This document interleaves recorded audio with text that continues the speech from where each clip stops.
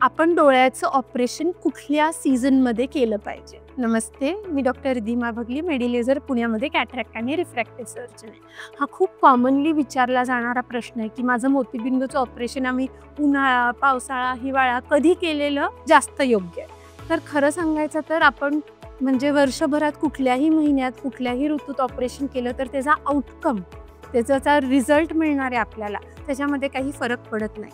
पण ही कॉन्सेप्ट पूर्वीच्या काळी ऑपरेशन वेगळं होतं. मोठी जखम असायची, महिनाभर बंधनं असायची की वाकू नका, डोक्यावरून अंघोळ महिनाभर करू नका.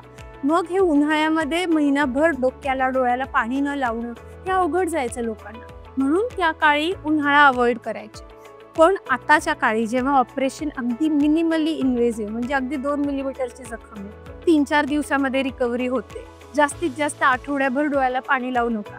तर आता बंधनं खूप कमी झाली आहेत, सोपी झाली आहे प्रोसिजर आणि त्याची रिकव्हरी, आणि मग तुम्ही आठवड्याभर कुठल्याही सीझनमध्ये प्रिकॉशन्स घेऊ शकता. सो उन्हाळ्यात जरी केलं, पावसाळ्यात जरी केलं तरी ऑपरेशन आणि त्याचा आउटकम जो आहे त्याच्यावर काहीही फरक पडत नाही. तुमची सोय बघून तुम्ही तो प्लॅन केला पाहिजे. धन्यवाद.